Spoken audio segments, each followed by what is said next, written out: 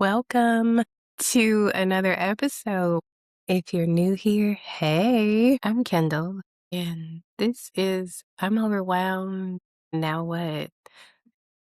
This is the last installment of a 3-part routine ritual series I put together. I've shared my routines for the morning, the afternoon. Now this last one is the evening. If you're new here, this podcast was created to support women who care for others and are everything for everybody else. And we typically tend to neglect ourselves.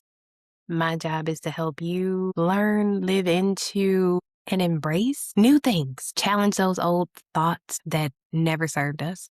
Maybe they used to. They might have served our parents or grandparents, but it's not helping us. It's hurting us. We need to let go of the old, create routines, rituals, and self-care habits that benefit us so that we can thrive and not just survive. Over here, we stay moisturized and we stay hydrated. So I am a huge proponent of that. Grab your water, grab your tea. I have some, what is this, Costco Italian sparkling mineral water. I have some spring water I added grapefruit to because I need some flavor. Me and water, we ain't best friends. Whatever you got to do to stay hydrated, do that. Because we can't be ashy, we can't be dehydrated. These things we must ensure. Okay, so as with the other 2 episodes for this 3-part series, we're here for a good time, not a long time. I wrote things down. Hopefully it'll spark a thought so that you can create or edit, alter, massage, iterate your own routine. If you don't have one, get one. We want to do better, and we can't do better if we don't do nothing. I know everything seems overwhelming, but I promise you, it is worth it. My night routine, evening routine, I do not have a cute name for it like I did for the morning or my afternoon check-in. This is just the evening or night routine. You can get fly with yours if you name it, claim it, do that. Oh, here's my disclaimer. I don't watch TV. So I know a lot of people they wind down by watching TV or something like that. That's not in here for me. I stopped watching TV in 2020. It was giving me anxiety and it was depressing as hell to watch the news. So I stopped and haven't turned it on since. I read books. I listen to audiobooks, music, things like that. You know how they tell you everything you need to know or learn is in a book, but most people won't read it? I'm the one that reads it.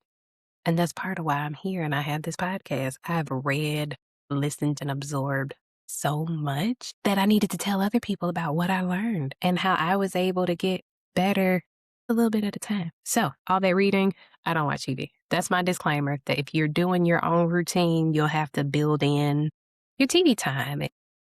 I also caution you to try and eliminate screen time at least an hour. They say at least 2 hours before bed. Do your best. Slowly increase that gap. Kind of separate yourself from the screen. That's TV, phone, anything that emits the blue light. Cut it off early. It'll help you fall asleep better. It's better for you. All right.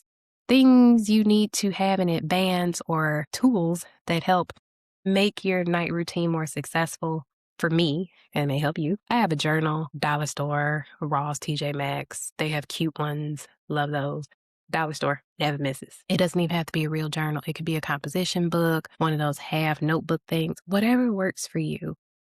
I have a journal playlist for stretching. I have like video playlists that I use to stretch because this body needs stretching moments. Wind down, music, playlist, my note app, calendar. So other people may use other apps. I stick to the basics that I didn't have to pay for. My lotion warmer and towel warmer are something, if you heard the morning episode, that I covet and love deeply. Those are my self-care things. That investment is what makes me look forward to how I started in my day. Find something you can look forward to. Find something that brings you joy, makes you happy, that you can't wait to do. I have white sheets on my bed that remind me of being in a hotel. So I have like an all white thing going on. It just makes me feel like a trip is near or I'm on one. Do what you need to do for you. I hope something in that helps you. All right, let's get to it. In the afternoon, I talked about my checklist, my to-do list that I create. So it's my days going by. I'm constantly checking off the things that happen and what got added. because life be lifing. I make sure to add what I did do, as well as check off what was already there. All my tasks are in my phone and I can easily update them. My kids have checklists and I have a check-in with them daily just to make sure that their chores are done and that we spend time talking about their day. It's important for me to stay connected and know what's on their mind, encourage them, and just hear things. So I make time with my 12-year-old to talk about his day, and I ask intentional questions because what he be saying is nothing. Like, it was good. School's good. Yeah, we learned stuff. No, I don't have homework. I do not want that conversation at all. I specifically ask, what is something new you learned today? What made you happy? Tell me something that was hard. One thing you're looking forward to tomorrow. And those specific questions help to create a conversation that if I was just asking surface-based questions would not currently exist. I don't want the one-word responses. I actually want to know things. So those are helpful. Then we have homework check in case there is, and I ask about anything that he needs to do so that we can add that to his to-do list. If there's something in the future, I'll write it down because between the two of us, hopefully one of us will remember. Bam. It takes a village, does, because I forget some things, he might forget some things. Everybody has a dry erase board in their rooms, and we have one on the refrigerator. We try to keep things written down, therefore they can go back, check it off, keep it moving. What's next? I check in with my kid, I check in with myself. The next thing, cooking. I'm one of those people that cook a lot at the same time. So if I cook, it's going to last for 2-3 days. I only cook maybe 3 to 4 times a week. The boys also cook sometimes. If I'm cooking, I'm also on the phone, either FaceTime or I'm on the phone checking in with friends and family. 2 birds, 1 stone, making stuff happen. Once I'm done cooking and clean my kitchen, put things away, it is time to shut the house down. After I get done, I have this 30-minute close down that I go through, see what needs to be cleaned. If I miss something, turn the lights off because these people think I got stock in the utility company that I don't. After I'm done, I sit down. I finally sit down and take a breath. That is when my reflection time begins. I double check my to-do list and my calendar. I open my cleaning note. I have a plan. You can get them on Canva. You can have AI create you a plan to clean your house. You can tell it you have this many bedrooms, bathrooms, and you only have 30 minutes a day and to create you a cleaning list for 5 days a week or for 7 days a week for those 30 minutes a day. You can tell AI that, and it will build you out a cleaning checklist of what to clean. I have one. Super helpful. I don't get overwhelmed. It's cool. Dare you to try it. Make your life easier. The goal is smarter and not harder. Everybody should be pitching in and doing their part. We all live here. We all eat here. We all gonna clean here. Simple as that. I have a shared calendar and note list with my kids. Therefore, they get the same notifications and everybody's on the same page. Clarity is my purpose. I want to be clear. After calendar, go back to my to-do list. If there's something I was not able to do, I move it over to the next day. I no longer allow myself to feel bad because I did not complete everything that I put on my to-do list. That is okay. And I want to encourage you all to give yourself grace because things happen, life happens. And I had to start acknowledging everything that I did do. So earlier I mentioned how I write down all that I did in my to-do list because sometimes things pop up out of nowhere and they become a priority. That's okay. When I reflect over my to-do list, there are things that wasn't there this morning that I did. And maybe I didn't finish 1 or 2 that were already there. That is okay. A win is a win. We got things done. So give yourself grace like I had to teach myself to do and just roll it over to the next day. If it was a day where you slacked off because you just needed a break, that's okay. Forgiveness. It is something we definitely need to give ourselves. And also accountabilities. If I slacked off one day, I'm going to let myself have that. But tomorrow, we back at it. That's the accountability part. Get back to it the following day. Roll it over. We all need to slow down sometimes. Tomorrow is another day. Once I've reflected on what happened, what didn't happen, and what still needs to happen, I create the to-do list for the next day. On the Note app, Use reminders, and I give myself 5 or 10 minutes on social media. That is my last call for screen time. Set a timer. I'll tell Alexa to set a timer just so I don't go over. I also use the screen time feature in my phone, which limits how much social media time I get a day. It will shut all my social media apps down, and then you have to do like 3, 4 steps if you want to go over the time you set. I set a 15-minute bar a day. Once that's over, it is what it is. But that is a good, if you need to help wean yourself off of being on social media so much, I definitely recommend that. It'll also give you usage reports so you can see how much time are you wasting on social media that you could be using for self-care, that you could be using to exercise, to engage in real life with people, create community, take a nap. I think everybody should know. Knowledge is power. Find out how much of your time you're giving to scrolling and getting those fake dopamine boosts that really aren't bringing you joy. Get off the phone. Put the phone down. Okay?